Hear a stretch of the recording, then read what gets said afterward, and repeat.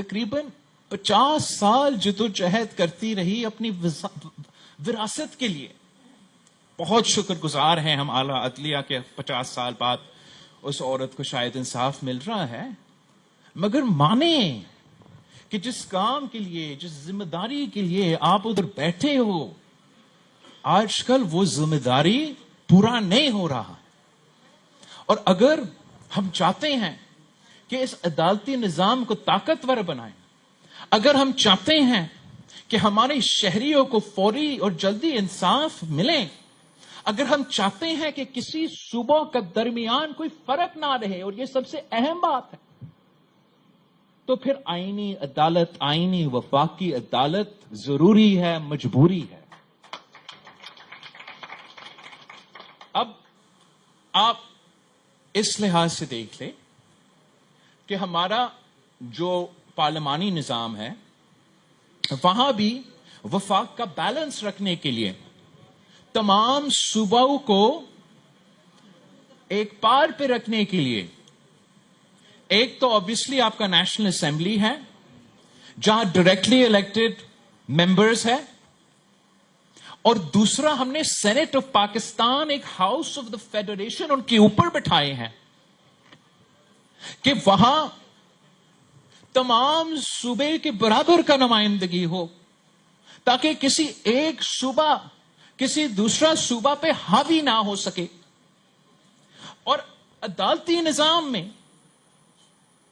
ہم نے میں آج یہاں نہیں آیا ہوں کسی حکومت کا بل کا حمایت کرنے کے لیے یا کسی حکومت کی ترمیم کے بارے میں بات کرنے کے لیے. میں اگر آیا ہوں تو Pakistan Peoples Party of charter of democracy اور ہمارا very simple, very focus proposal کہ آئینی عدالت اور جوڈیشل اپوائنٹمنٹس میں ریفارم، میں وہ براڈر پرسپیکٹو میں نہیں. تو اس پرسپیکٹو میں جب ہم کہتے ہیں کہ آپ کو وفاقی عدالت بنانا پڑے گا، تو اس وفاقی عدالت میں ہر صوبہ کا برابر کا نمائندگی ہوگا. اس وفاقی عدالت کا چیف جسٹس روٹیشن پہ ہوگا، اور ہر صوبہ کو باری ملے گا کہ اپنا چیف جسٹس کا نمائندگی. اگر آپ مانتے ہو اس بات کا نا کہ پینڈنگ کیسز ہے، آپ مانتے اس بات کا کہ ہمارا جو سپریم کورٹ میں پٹیشنز ہے، جو کیسز پینڈنگ ہیں، ان میں 15% of cases will be of a constitutional nature, of a political nature. And the rest of the cases, وہ عوام کے کیسز ہے، وہ عام آدمی کا کیسز ہے، وہ قتل ہوا ہے، وہ ڈکیتی ہوا ہے، وہ زیادتی ہوا ہے، وہ فراڈ ہوا ہے، وہ وراثت کا کیس ہے. اب جو ہمارا عدالتی نظام ہے، آپ خود جائزہ لیں، وہ 15% جو سیاسی کیسز ہے، وہ 90% ان کا ٹائم لیا جاتا ہے. اب اگر ہم چاہتے ہیں کہ ہم عوام کو انصاف دلوائیں، تو جس کام کے لیے یہ ادارے بنے، یہ ادارہ بنا، وہ ادارہ بنا، عوام کو انصاف دلوانے کا، تو ان کو وہ کام کرنے دیں. اور جہاں تک آئینی فیصلے ہیں، جہاں تک زیادہ تر سیاسی فیصلہ ہے، تو جیسے ہم نے ماضی میں طے کیا، ویسے ہی ہم انشاءاللہ تعالی آئینی عدالت بنائیں گے. اور اس آئینی عدالت دیکھے گا کہ آئین کے کیا مسئلے ہیں. وہ آئینی عدالت دیکھے گا کہ جو سیاسی کیسز ہے اور جو آپ کا کام ہے، جو آپ کے کلائنٹس کا کام ہے، وہ کام ہمارا جوڈیشری اور جوڈیشری کا نظام کرتا رہے گا. میں بالکل اس بات پہ یقین رکھتا ہوں کہ ان پٹ لینا چاہیے.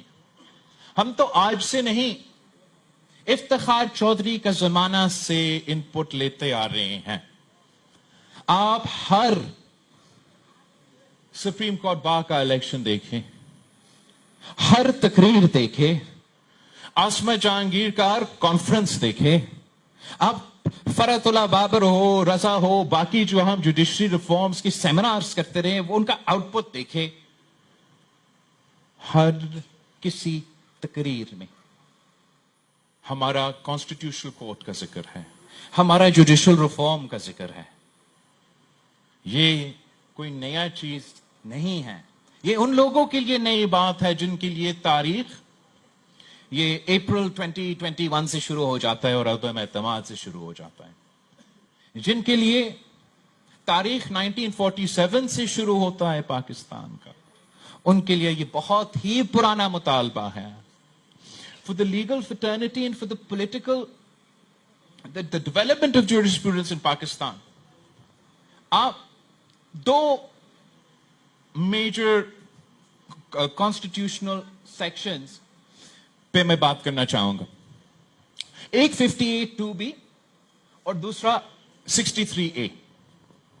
جہاں تک 58(2)B ہے, آپ کو معلوم ہے کہ ایسا آئین میں ایک ہتھیار تھا جس کو استعمال کیا گیا اور جمہوری حکومتوں کو گھر بھیجا گیا غیر جمہوری طریقے سے, اور اس کے خلاف بھی جدوجہد کے بہت لمبا جدوجہد رہا, اور آخر کار ہم نے اس کالا قانون کو آئین سے ہٹا دیا.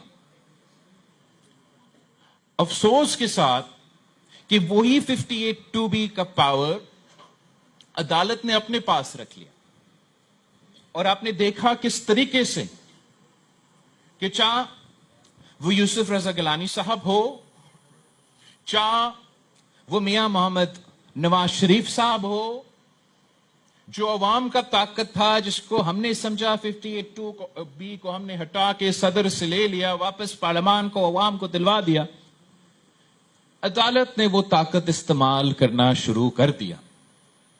جب خان صاحب کی حکومت کے خلاف ہم تحریک چلا رہے تھے تو ہمارے اتحادیوں میں سے, ہمارا پارٹی میں سے لوگوں میں سے یہ ضرور مطالبہ تھا کہ فلاں ایشو پہ کورٹ جائیں, فلاں ایشو پہ پورٹ جائیں, فلاں ایشو پہ آپ کورٹ جائیں, وہاں سے ہم اس کو نکال سکیں گے.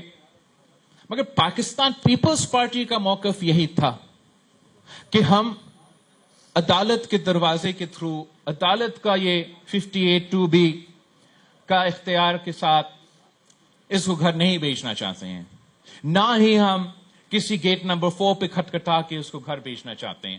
ہمارا موقف یہ تھا کہ وہاں دیکھنے کے بجائے, یہاں دیکھنے کے بجائے آپ پارلیمان پہ زور دیں. عدم اعتماد واحد جمہوری پارلیمانی طریقہ ہے پوری دنیا میں کہ آپ کسی بھی منتخب وزیر اعظم کو اگر گھر بھیجنا چاہے تو وہ عوام الیکشن میں کر سکتا ہے, یا ان کے نمائندے پارلیمان کے تھرو کروا سکتے ہیں. نہ کوئی جنرل, نہ کوئی جج کے پاس اختیار ہے. مگر افسوس کے ساتھ کہنا پڑتا ہے, آپ سب نے ایکسپیرینس کیا کہ پاکستان کی تاریخ میں یا کسی عامر نے یہ استعمال کیا یا کسی جج صاحب نے استعمال کیا. ہم نے ایک دفعہ اس ملک کی تاریخ میں عدم اعتماد کے تھرو ایک وزیر اعظم کو گھر بھیجا. اس سے پہلے جب ہم 18ویں ترمیم کر رہے تھے تو ہم نے 63(A) کا ڈیفینیشن میں اضافہ اس لیے کیا کہ پاکستان پیپلز پارٹی کے خلاف یہ جوڑ توڑ کی سیاست ہوتا تھا. کبھی IGI کی شکل میں, کبھی پیراسائٹس کی شکل, پیٹریٹس کی شکل میں, کبھی کسی نہ کسی شکل میں. یہ ہمارے تو یہ کنسنسس جب بنا کہ فلو کراسنگ کو کمبیٹ کرنے کے لیے آپ پارلیمان کے ممبرز کو پارٹی لائن طے کرنے کا ہدایت پہ پابند ہوں گے. اگر وہ فیصلہ کرتے ہیں کہ پارلیمانی لائن کسی بھی وجہ سے کہ وہ پارلیمان پارٹی لائن کے خلاف جانا چاہتے ہیں تو پھر ان کو وہ ووٹ استعمال کرتے ہیں, کاؤنٹ کیا جاتا ہے, اور پھر ان کو بائی الیکشن لڑنا پڑتا ہے عوام سے. ان عوام جنہوں نے اس پارٹی کے نشان پہ ان کا منتخب کیا, ان سے پوچھنا پڑے گا کہ کیا میرا ووٹ صحیح تھا یا غلط تھا. اس طریقے سے ہم نے فلو کراسنگ کے لیے ایک پابندی بھی لگایا, اور پارلیمان میں ووٹ کی طاقت کو اور پارلیمان کی اور پارلیمانٹیرینز کی آزادی بھی رکھا تھا. Now come back, عدالت نے فیصلہ کیا کیا؟